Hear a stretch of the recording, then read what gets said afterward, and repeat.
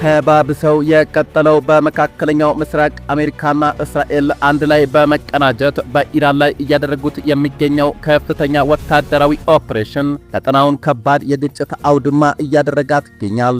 ሰባተኛ ቀኑን የያዘው አውዳሚ ጦርነት ኢራን በዛሬ ዕለትም በርካታ የባሊስቲክ ሚሳይሎችን ወደ እስራኤል ዋና ከተማ ቴልአቪቭ እንዳስወነጨፈች የተዘገበ ሲሆን እስራኤል በበኩሏ በቴህራንና በቤይሩት ላይ ከባድ የሆነ የአየር ድብደባ መፈጸሟን ቢቢሲን ጨምሮ ሌሎች ዓለም አቀፍ መገናኛ ብዙሃን ዘግቧል። የእስራኤል መከላከያ ሚኒስትር በኢራን ላይ የሚካሄደው ዘመቻ ወደ ቀጣዩ ምዕራፍ እየተሸጋገረ መሆኑንና የቴህራን አገዛዝንና ወታደራዊ አቅምን ከዚህም የበለጠ የመበታተን እርምጃውን እንደሚገፋበት ገልጿል።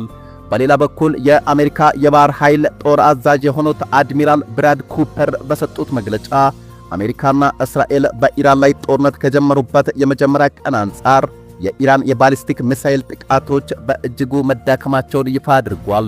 ፕሬዝዳንት ዶናልድ ትራምፕ ከዋይት ሃውስ ባስተላለፉት መልእክት ኢራን ከባዱ ጊዜ ሳይመጣ ብትስማማ ይሻላታል፣ አለበለዚያ ግን አይታ የማታውቀው የአሜሪካን ብርቱ ክንድ ትቀምሳለች በማለት ከፍተኛ የሆነ ዛቻን አስተላልፈዋል።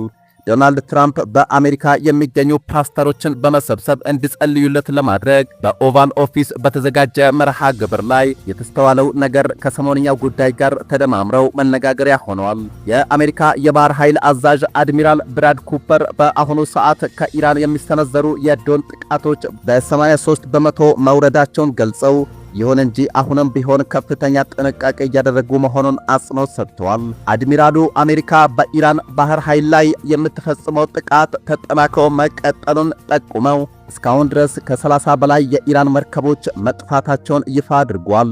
ከነዚህም መካከል በሁለተኛው የዓለም ጦርነት ወቅት የነበሩ የጦር አውሮፕላን ተሸካሚ መርከቦችን የሚያህል ግዙፍ የኢራን የድሮን ተሸካሚ መርከብ እንደሚገኝበትና መርከቧ በአሁኑ ወቅት እየነደደች መሆኑን የገለጸ ሲሆን ይህ እርምጃ የኢራንን የባህር ላይ አቅም በእጅጉ የሚያዳክም መሆኑን ተመልክቷል።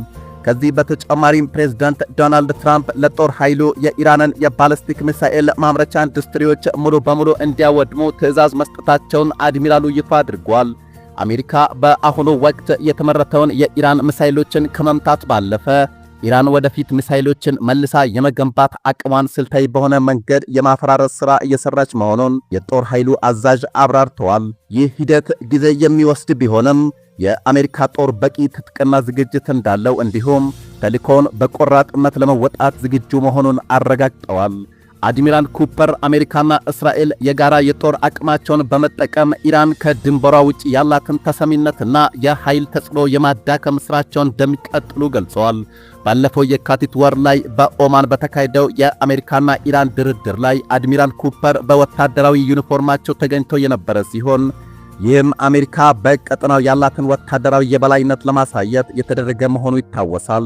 በሌላ በኩል ኢራን በሚሳኤሎችና ሻሂድ በተባሉ ድሮኖች የተሞላ ግዙፍ የከርሰ ምድር ዋሻ መረቧን የሚያሳይ ምስል በማህበራዊ ሚዲያ እየተሰራጨ ሲሆን የወጣው ተንቀሳቃሽ ምስል ረጅም ረድፍ ያላቸው ሮኬቶችና የድሮን ማስወንጨፊያዎችን የሚያሳይ በመሆኑ ይህም መሳሪያዎቹ ምን ያህል በዝቅተኛ ወጪና በፍጥነት ሊመረቱ እንደሚችሉ አመላካች ነው እየተባለ ይገኛል። የኢራን በርካሽ ዋጋ የሚሰሩ ድሮኖች ከምዕራባውያን እጅግ ውድ ከሆኑ የአየር መከላከያ ሚሳኤሎች ጋር ያላቸው ፍልሚያ ጋር ሲነጻጸር የጦርነት ሂደት እየቆየ ሲሄድ የከፍተኛ ዋጋ ልዩነት በምዕራባውያን ላይ ከፍተኛ የኢኮኖሚ ጫና ሊፈጥር እንደሚችል ዴይሊ ሜል ዘግቧል።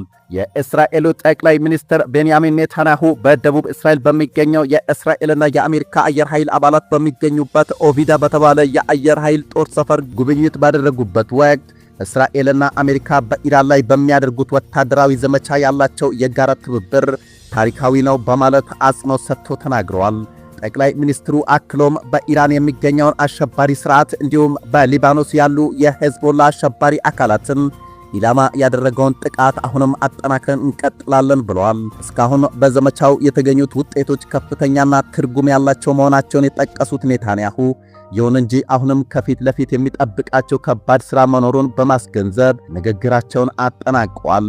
ይህ በእንዲህ እንዳለ የአሜሪካው የመከላከያ ጦር አዛዥ ፔት ሄግሴት እንደተናገሩት ጦርነቱ እየተስፋፋ ነው የሚባለው ነገር ከእውነት የራቀ ነው።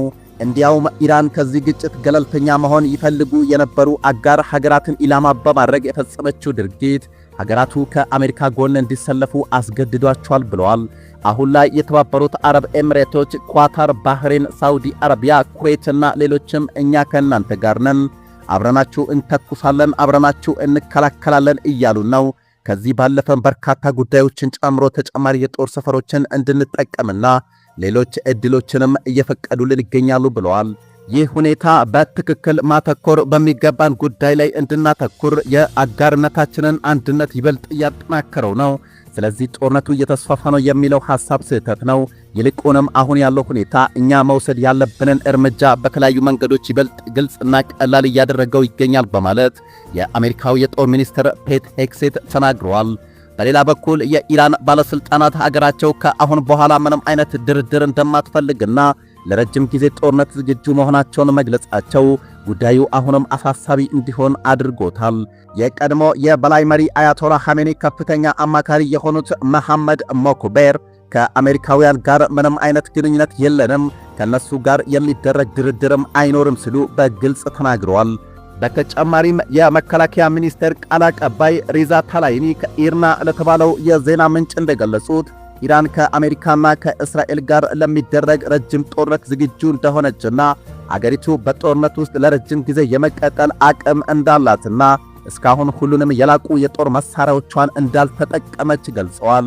የኢራኑ ጀነራል ካርጋር በበኩላቸው የሚሳኤል ምርትን በተመለከተ ሲናገሩ ሚሳኤሎችን በምንተኩስበት ፍጥነት እያመረተን ስለሆነ ስለ ክምችት መቀነስ ምንም ስጋት የለብንም ብለዋል። በመካከለኛው ምስራቅ በተነሳው ቀውስ ጋር በተያያዘ ቻይናና ሩሲያ እስካሁን እጃቸውን የሰበሰቡ ሲሆን ኢራንን ደግፈው በጦርነቱ ላይ እንዴት አልተሳተፉም በሚል አንዳንድ ሰዎች ሐሳባቸውን እየገለጹ ይገኛሉ። ሩሲያ በበኩሏ እንዳስታወቀችው ኢራን በጦርነቱ ላይ እንድናግዛት አልጠየቀችንም፣ ከጠየቀችን ግን ለማገዝ ዝግጁ ነን ማለቷን ተከትሎ ነገሩ ወደ ለየለት የዓለም ጦርነት ሊገባ እንደሚችል እየተዘጋ ይገኛል። የሰሜን ኮሪያው መሪ ኪም ጆንግ ኡን እስራኤልን ለማጥፋት አንድ ሚሳኤል ብቻ በቂ ነው፣ ኢራን የምትፈቅድልን ከሆነ ወደ ፍልሚያው ሜዳ ለመግባት ዝግጁ ነን ማለታቸው ዓለም እንደ ከዚህ ቀደሙ የዓለም ጦርነት ሁሉ በሁለት ጎራ እየተከፈለ ነው ወይ የሚሉ ሰዎች ጥያቄያቸውን እያስነሱ ይገኛሉ። በመካከለኛው ምስራቅ አሁንም በሁለቱም ወገኖች የሚሳኤል ወጀብ እየተስተዋለ ሲሆን ኢራን በአይነቱ ለየት ያለ የክላስተር ቦምብ ተሸካሚ ሚሳኤሎችን ከትናንት ጀምሮ ወደ ቴል አቪቭ እያስወነጨፈች እንደሆነ ሮይተርስን ጨምሮ ሌሎች መገናኛ ብዙሃኖች ዘግቦታል። በቀጠናው የተነሳው ትርምስ በዚሁ ከቀጠለ ለሁሉም ዓለም አገራት እጅግ አደገኛ በመሆኑ ነገሩ ወደ ዲፕሎማሲያዊና ፖለቲካዊ መፍትሄ ሊያመራ እንደሚገባ በርካታ ምሁራን ሐሳባቸውን እየገለጹ ይገኛሉ።